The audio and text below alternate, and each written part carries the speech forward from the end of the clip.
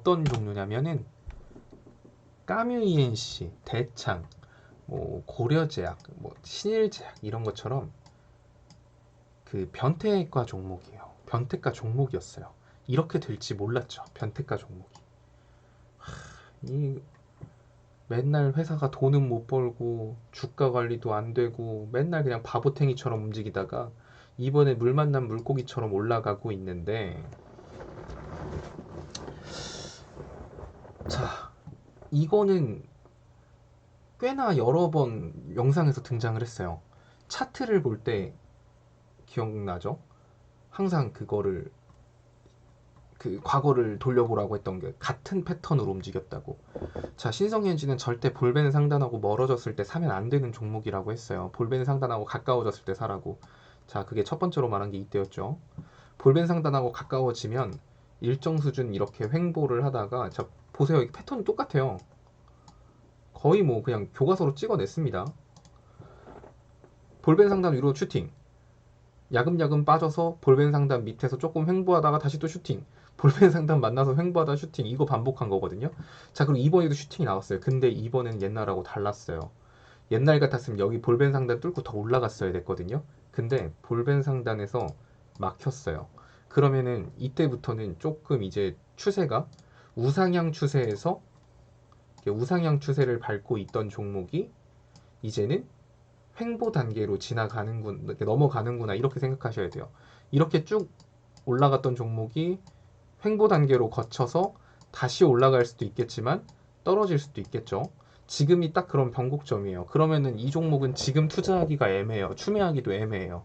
지금은 그냥 지켜볼 수밖에 없어요. 손절가 잡고. 추매를 한다고 하더라도 60일선을 만나면 적이 한 번도 없기 때문에 60일선을 만나면 기술적 반등이 나올 거예요.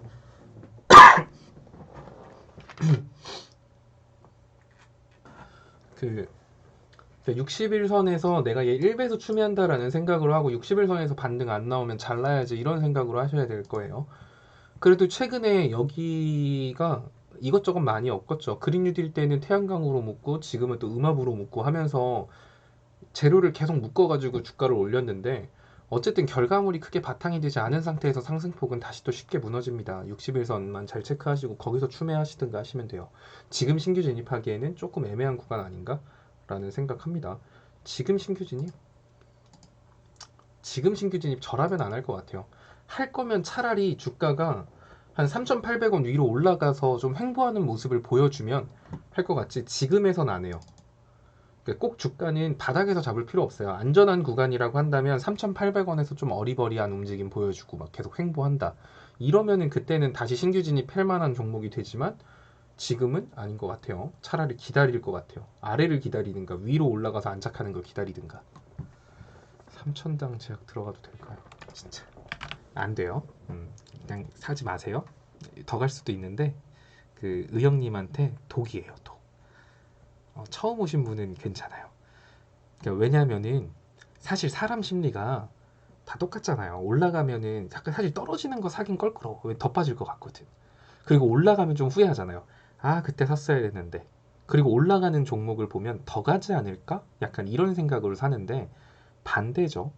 떨어진 종목이니까 올라갈 걸 기대해서 사는 거고, 올라간 종목은 많이 올랐으니까 떨어질 수도 있겠다, 이제 조심해야 되겠다, 이렇게 생각해야 되는데 많은 분들이 반대로 생각합니다. 그러면서 이제 고점에 물리면 이런 거는 탈출하기도 힘들고 내가 대응 잘 못하면 진짜 스트레스 받아요. 그냥 하루 종일 주식창만 쳐다봐요. 아, 이거 어떡하냐. 또 만약에 추격 매수를 했는데 먹었어. 많이 먹었어. 그러면 짧은 시간 동안 수익을 봤다라는 그 희열감 때문에 이런 것만 또 찾아다녀요. 이제 이런 것만 찾아다니고 하다 보면 계좌에 물린 것들만 계속 늘어나요. 역사상 최고점에 물린 종목들만 산더미처럼 늘어나고, 내가 주식을 왜 했을까 막 이런 생각 들고 그렇습니다. 그러니까 하지 마세요. 또 셀리드 체스의 영상을 보고 셀리드를 매매하였는데 기분 좋게 오늘 5%가 올랐다며 또 이렇게 또 10,000원이라는 큰 금액을 또 이렇게 또 이제 기준을 잡고 들어가니, 네, 뿌듯합니다. 자, 시초에 갭이 뜨게 된다라고. 어쨌든 시초에 갭 떴을 때 항상 고민되는 게 그런 거예요. 일봉상에서 갭 뜨면 팔아야 될 것 같거든. 팔아야 될 것 같거든. 근데 이제 딱 봤는데 분봉에서도 딱 갭 떴는데 여기에. 그럼 누가 봐도 여기를 쉽게 뚫지 못할 것 같아요. 그러면 절반 이상 파는 거죠.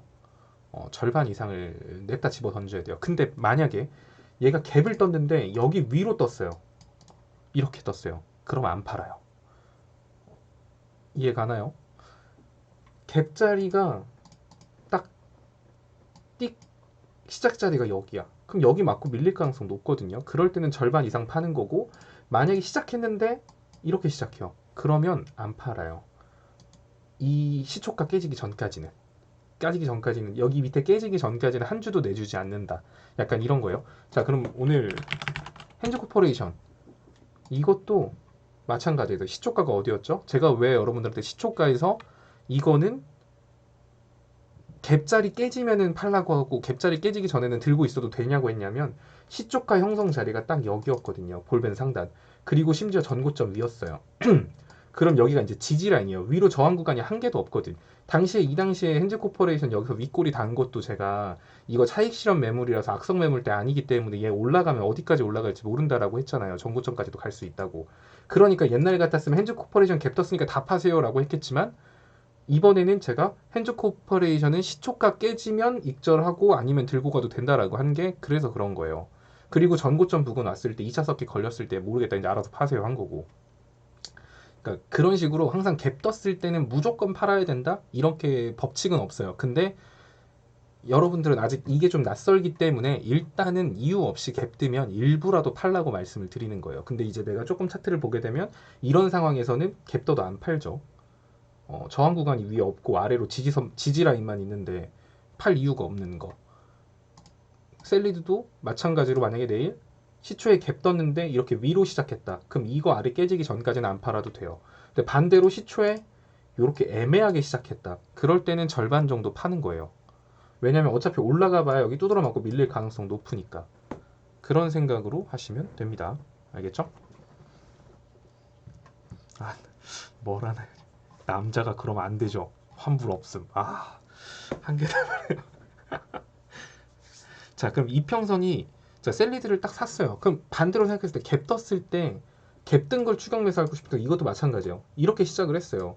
그러면 손절가를 여기 지금 비록 갭 자리는 이렇게 발생을 했을지언정 이 자리 이탈 안 하면, 이탈하면 손절한다는 생각으로 신규 진입해도 되는 거예요. 그러니까 동시호가 가격을 잘 체크를 해야겠죠. 차트를 보면서. 그래서 헨츠 코퍼레이션 같은 경우도 사실 오늘 시초에 들어갈 수 있는 자리가 된 거예요. 제가 시초가 이탈하면은 익절하라고 했기 때문에 그 말인 즉슨 시초가 이탈하면 손절이라는 의미랑 같잖아요. 신규 진입하는 사람 입장에서는. 그러니까 그렇게 생각을 하시면 됩니다. 그러니까 갭 떴다고 꼭 다 팔 필요는 없다. 근데 셀트리온에 대해서 좀 말씀을 드릴게요. 또 이거를 영상에서 이제 영상 여러분들이 이 실시간 방송이 끝나면 업로드 되어 있는 영상이 있을 거예요. 거기에 셀트리온에 대한 얘기가 있는데, 왜 셀트리온을 오늘 한 주만 도박을 해볼까요? 라고 말을 했냐면, 사실 제가 여러분들한테 이거 막 이런 거 여기서 막 이런 거 막 아래로 크게 열려 있는데 이런 걸 여러분들한테 정식으로 추천하거나 그러지 않아요. 왜냐면 이런 건 싫어하니까. 근데 자, 내일 국무총리가 셀트리온에 4시 반에 방문을 합니다. 오후 4시 반. 그럼 국무총리 온다고 셀트리온 산 거야? 뭐 이제 이게 아니라, 셀트리온에서 1월 29일까지 코로나 치료제에 대한 긴급 사용 허가를 받는 게 목표다 이렇게 말을 했단 말이에요. 그러면은 긴급 사용 승인 신청을 하고 식약청가에서 40일 이내에 결과를 말해줘야 돼요. 내일까지 신청을 해야 1월 29일까지가 40일째란 말이에요. 그럼 내일 신청을 해야만 해요. 1월 29일까지 그 기존에 말했던 것처럼 그때까지 허가를 받겠다라고 말을 해놓은 상태이기 때문에 늦어도 내일까지 신청을 해야 되는데, 딱 그 타이밍에 맞춰서 국무총리가 방문을 한단 말이죠. 그럼 그 약간 그런 냄새가 난다? 약간 뇌피셜? 그런 거죠. 왜 그냥 커피라도 한 잔 먹으려고 갈까? 셀트리온에? 근데 셀트리온은 마침 내일까지 긴급사용 승인 신청을 해야 되는 날인데, 그 긴급사용 신청했다라고 뉴스 돌면서 국무총리가 갔다. 그러면은 이게 과연 허가가 안 나올까? 약간 이런 거. 그쵸? 이제 약간 그런 것들 때문에 그러니까 약간 그렇게 킁킁 냄새가 살짝 난 거예요. 그러니까 제가 그래서 30만 원, 이거 한 주에 36만 원이잖아요. 이거 한 6%, 7% 손절해도 한 2만 원 정도야. 2만 몇천 원. 사실 내가 2만 몇천 원은 더 벌어다 줬다. 인정해야 된다. 그러면은 이거 손절 났다고 체스한테 주길 놈 안 한다. 근데 먹으면 반대로 그만큼 먹을 수 있는 거고. 그러니까 약간 오늘은 뭔가 도박을 하고 싶은 뇌동매매를 하고 싶어서 한 주 한 거예요. 그러니까 어쨌든 근거가 없진 않았기 때문에 잘 되면 좋은 거고 안 되면 말고. 킁킁주 아니에요. 킁킁주는 확신이 있는 거고 이거는 피셜이잖아요. 그러니까 그냥 퍼즐을 맞춰 봤을 때 그럴 가능성도 존재를 하는데 보시면 60분 봉에서 얘가 보면은 121선을 이탈 안 했단 말이에요. 여기 이탈 안 했어요. 이탈은 크게 이탈 안 했어. 그럼 35만 원 정도에서 컷한다고 해도 17,000원 정도 손절인 거죠. 한 주 샀으면. 한 주 샀으면. 근데 여기서 이탈 안 하고 흔들 때 여기서 이렇게 반등 나오면 한 번 더 전고점까지 칠 수 있으니까. 그렇게 차트도 그런 자리에다가 내일까지 긴급 사용 승인 신청을 해야 하고 국무총리까지 간다라고 하면 냄새가 좀 난다. 그러니까 그 약간 높은 확률의 도박이다. 약간 이런 거죠. 다 이유가 있는 거라니까. 어? 아직도 보락 가지고 노시는 분들 계시더라고요. 물보락을 일으킨다면서.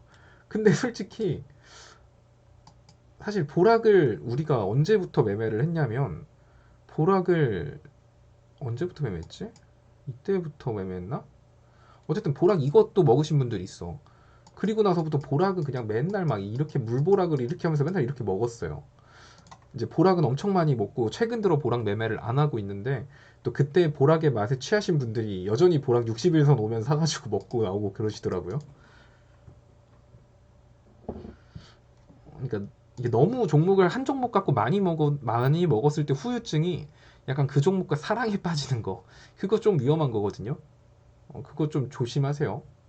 저도 물론 보락을 사랑하긴 하지만 최근에 안 쳐다보는 게 그런 것 때문이에요. 그러니까 보락은 60일선 오면은 다시 들어가도 될까요? 그러니까 이제 이게 사람이 학습이 된단 말이에요. 아, 60일선 오면은 한 요 정도에서 얘는 그래도 슈팅 계속 나오니까 뭐 이렇게 놀면 되겠다 하다가 그럼 이제 다음번에 60일선 오죠? 그럼 이제 확신이 들었거든. 내가 맨날 그 자리에서 먹었으니까 그 자리에서 왕창 들어가시는 분들이 있어요. 이제 그러다가 거기서 반등 안 나오고 밑으로 확 빠지면 이미 이때 왕창 들어가가지고 여기서 춤에도 못하고 그냥 다 꽉 물려요.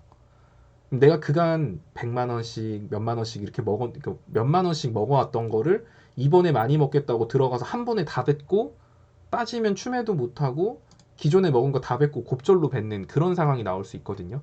그러니까 한 종목과 그 한 종목한테 너무 집착을 하면 생기는 문제예요. 내가 10번 먹고 11번째 이제 자신감 붙어갖고 왕창 샀는데 그때 물려가지고 앞전에 먹은 거 다 날리는 거. 그런 거죠.